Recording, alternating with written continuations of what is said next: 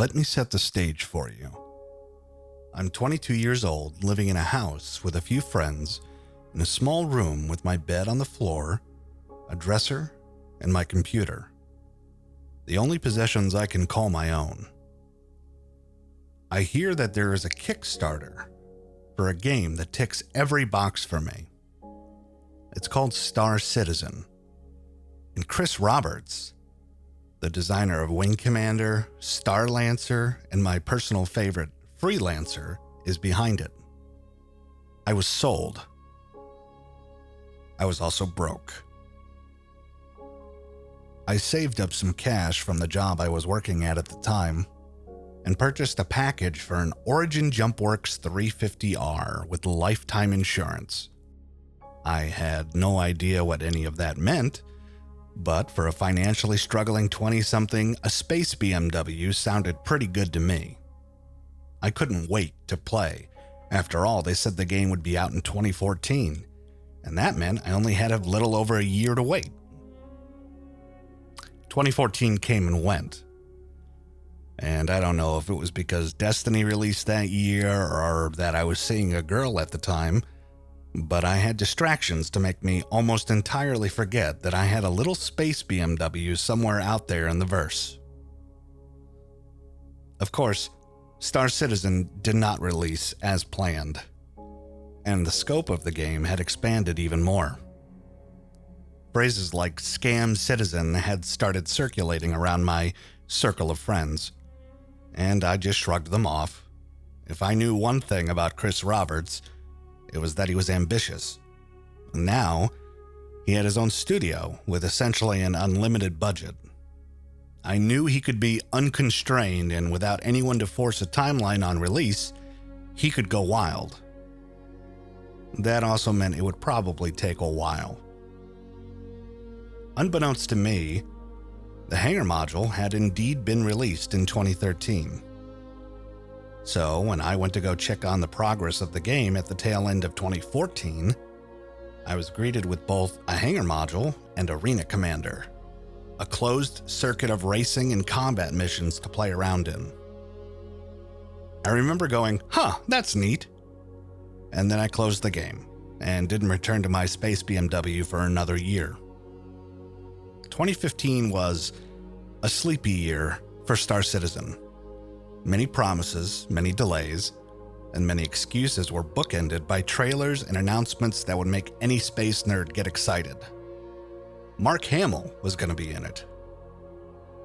Then December 2015 hit, and my hype meter was off the charts. The persistent universe, the thing that we were all hyped for, what we all wanted, was releasing. Kinda. Sorta. It was one segment of one system out of a proposed 120, featuring Crusader, a gas giant, as the centerpiece. The trailer was distilled gaming bliss. EVA, FPS, space combat, all in one place. When the PU, Persistent Universe module released, I scrambled to RSI and launched the game and stared at the menu. The launch week was plagued with errors, crashes, and problems even just getting into the game. But eventually I did.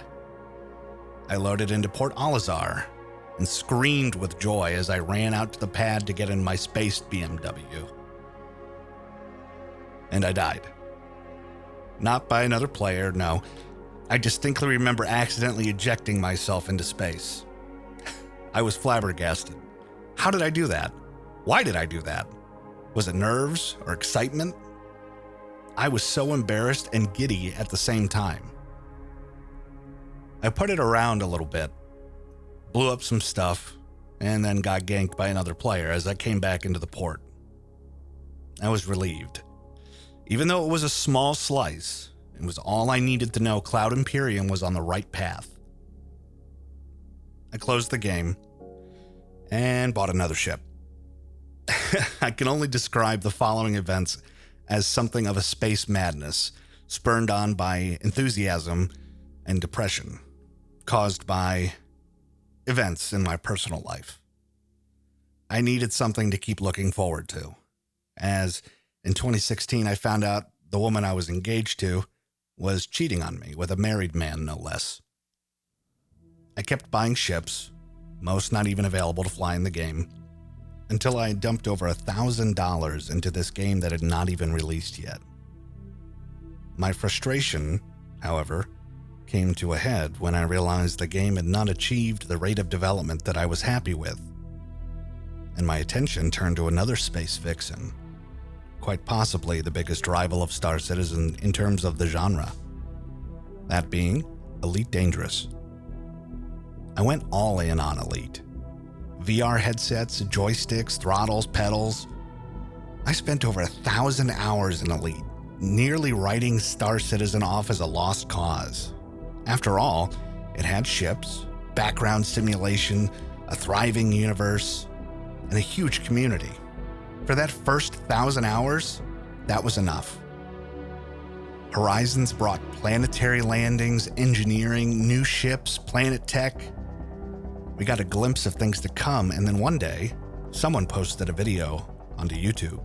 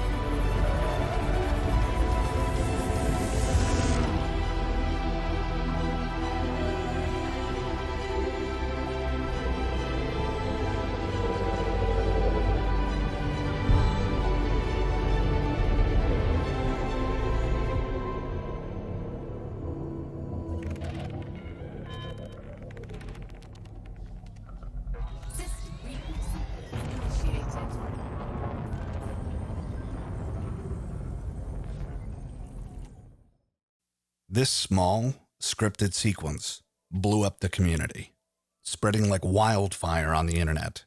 Rabid headlines, excitement, hype like you wouldn't believe. Oh, this was what I wanted, right?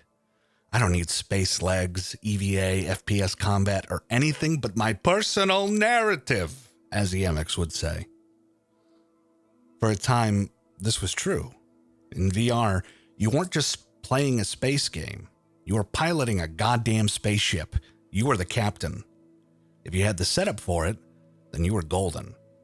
However, after a time, you realized that in order to progress further and be competitive in things like PvP, a substantial amount of arbitrary grinding of emission zones and planets with resources was required.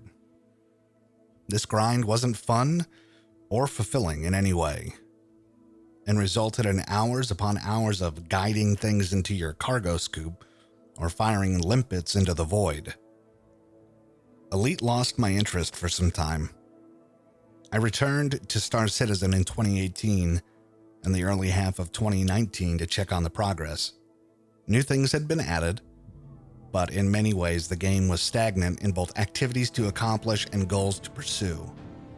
Nonetheless, I bought another ship.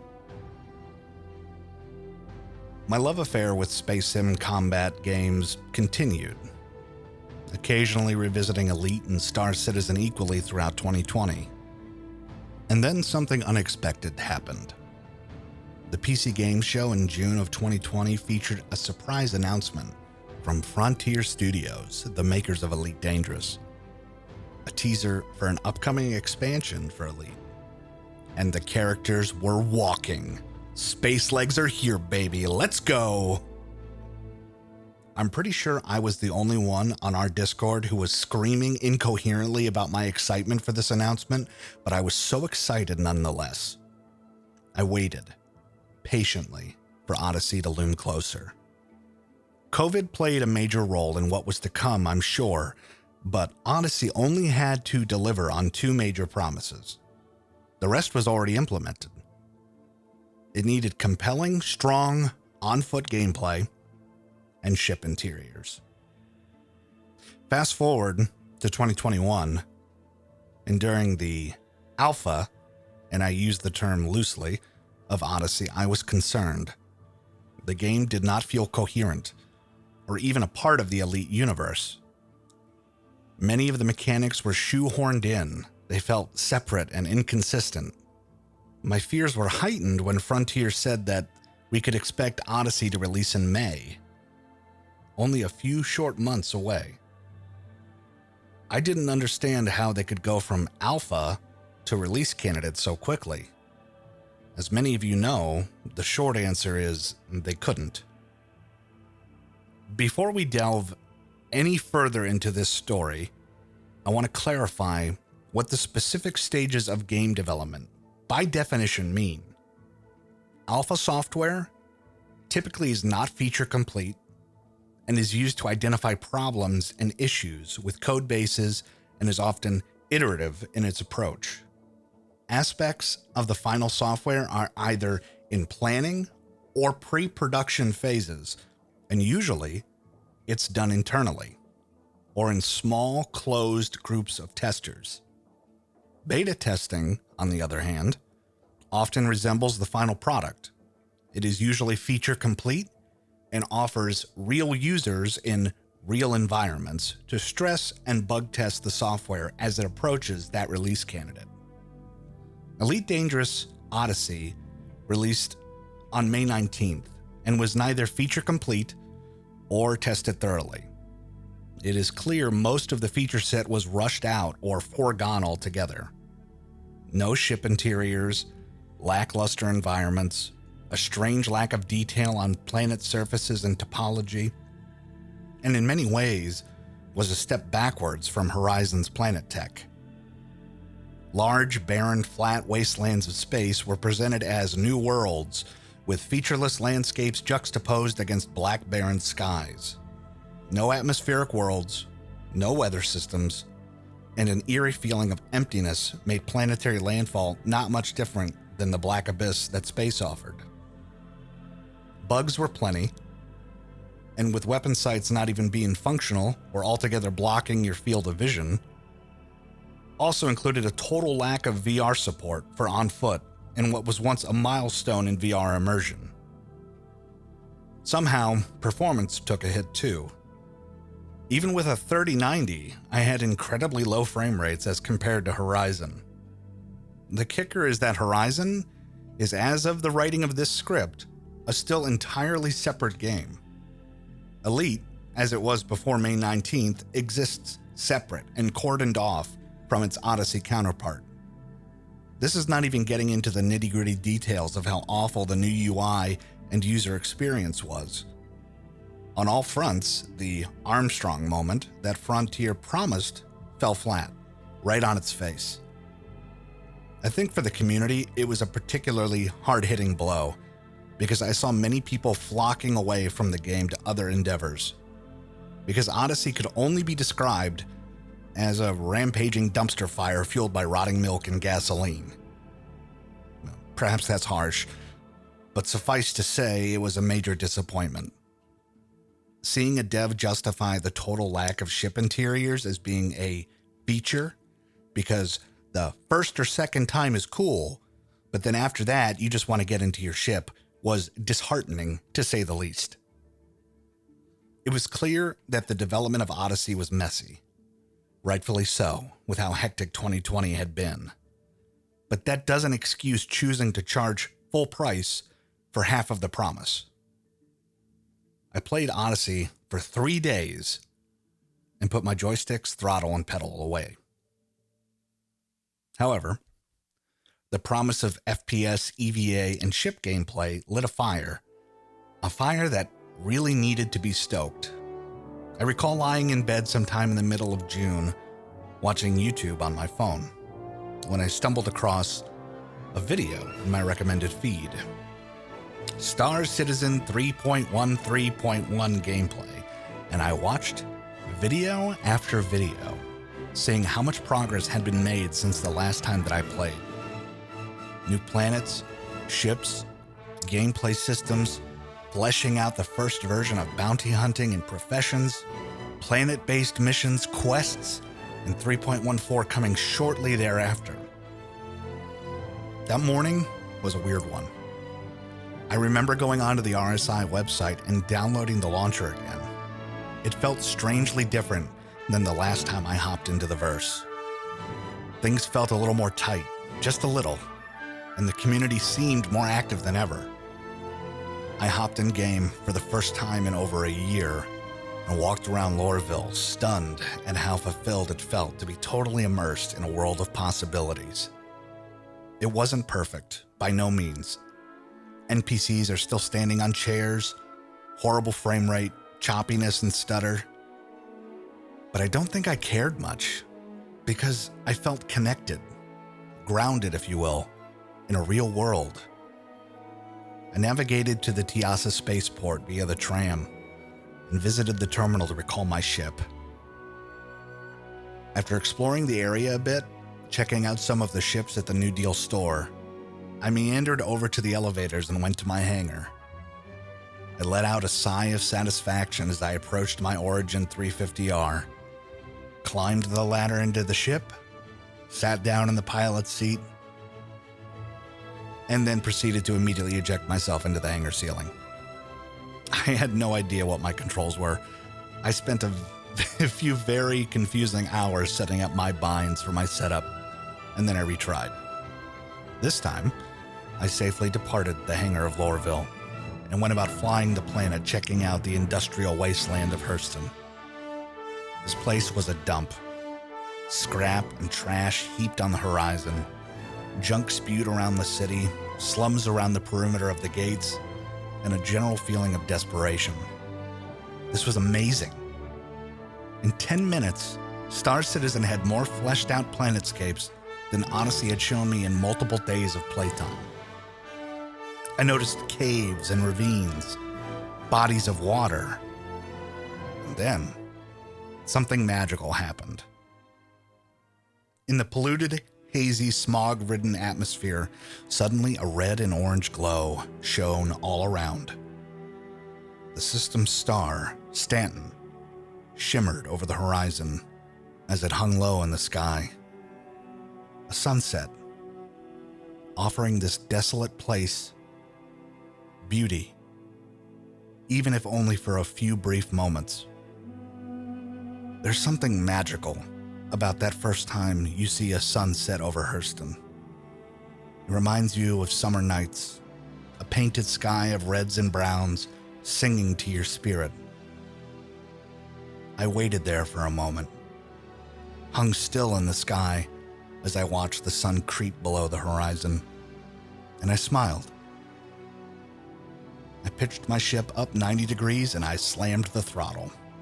I rocketed towards the stars, pressing my ship's engines to their limits, the ship's computer alerting me of rising heat.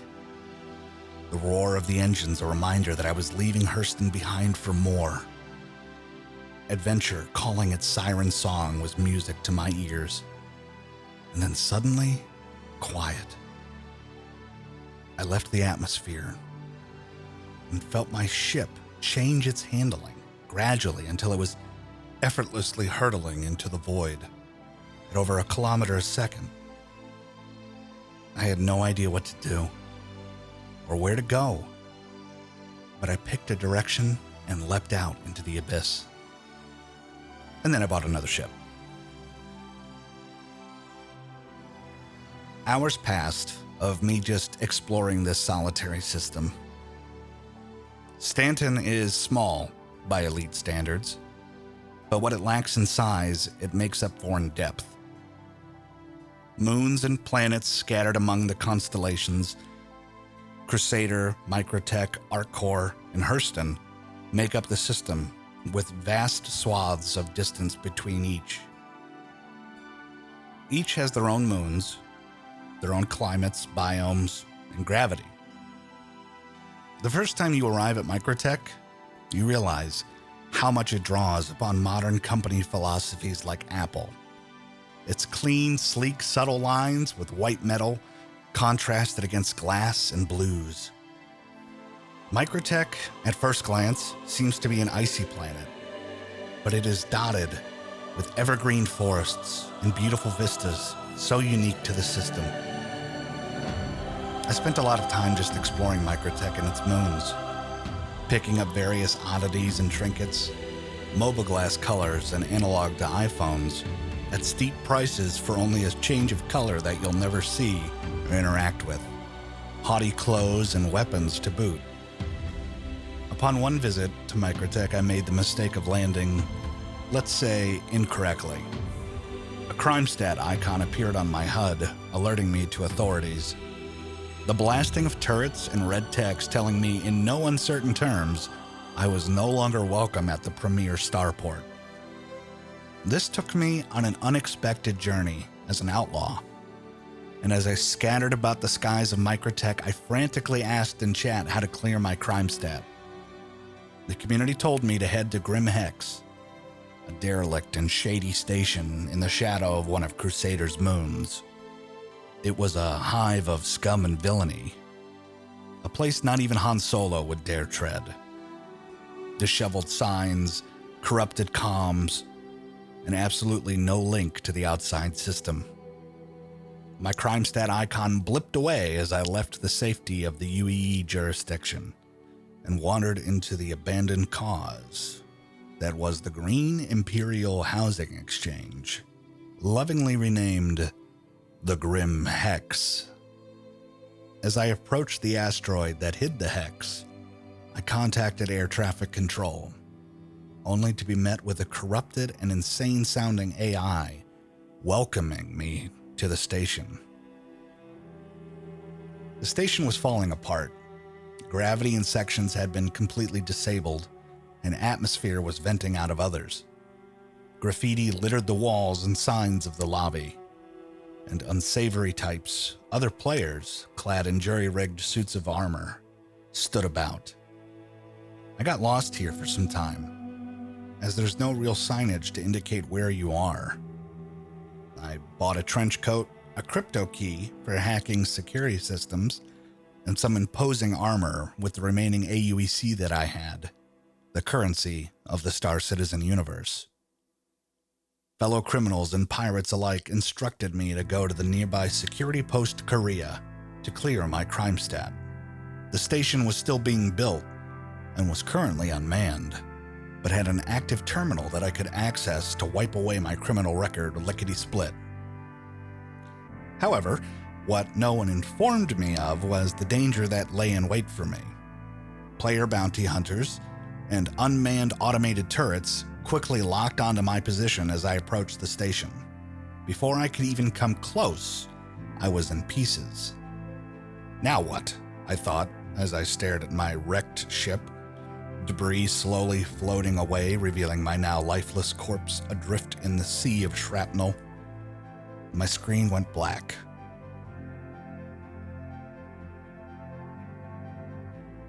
I knew before I even finished loading that I was going to be clad in proverbial irons for my accidental misdeeds at Microtech. What I was not expecting was two things: a 6-hour real-time sentence and a fleshed-out gameplay system of being a prisoner. My body now encased in an orange worker's suit, I rose out of my prison bunk to a locked door and a terminal with a pleasant voice telling me I could reduce my sentence through labor in the mines below. I enrolled in the work program and was assigned a mining tool and instructions to delve into the depths below the prison. This was solitary work, not exciting and not fulfilling. What I assume is just like real prison. Soon enough, I had mined enough ore to clear my sentence and leave Klesher. Not before noticing that 3 fellow player inmates had scuttled over to a nearby fan with a broken blade and were making an active escape attempt. Knowing my sentence was already cleared, I did the logical thing, and of course followed them.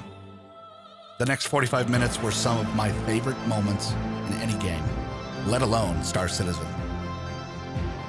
We had a true-to-life prison break, crawling about the innards of the facility until we made it out to the hostile wastelands of the moon, with only a handful of minutes to live being slowly baked by the unforgiving hellscape.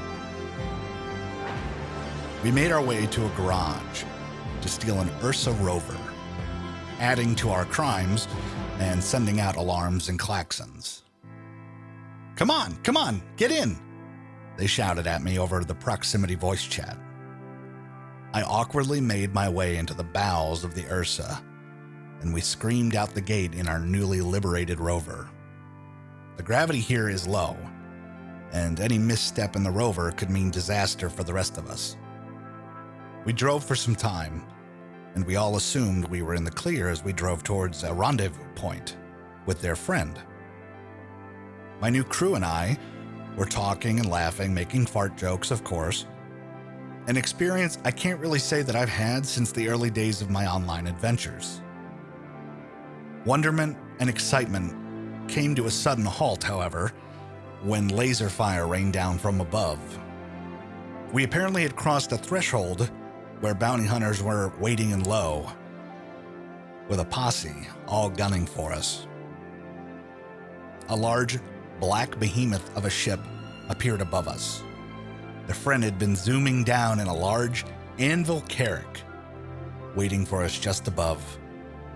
His shields shrugged off the blaster fire from the bounty hunters as we scattered like roaches from the vehicle and sprinted towards the now lowering ramp of the massive vessel.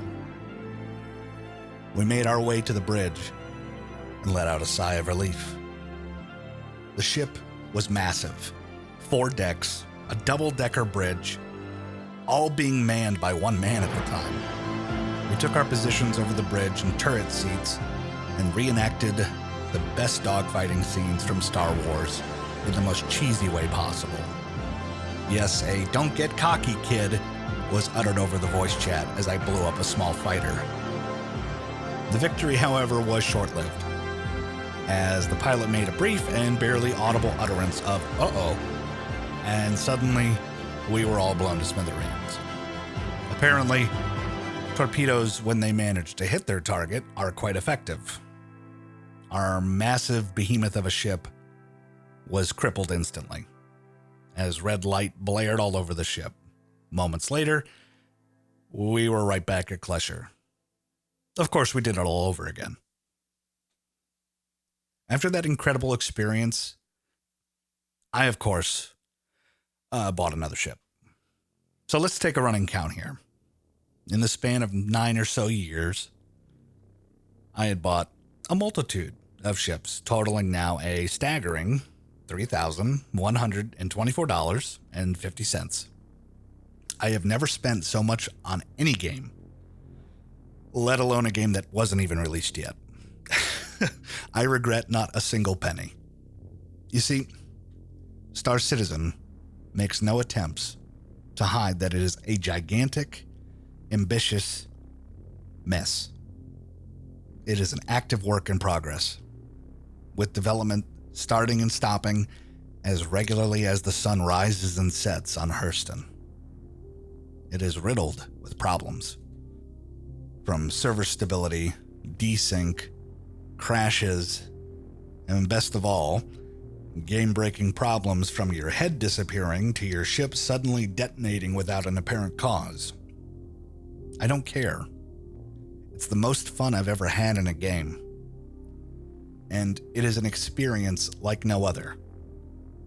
It's frustrating, sometimes infuriating, but it's an experience that can be had nowhere else. It shows, too.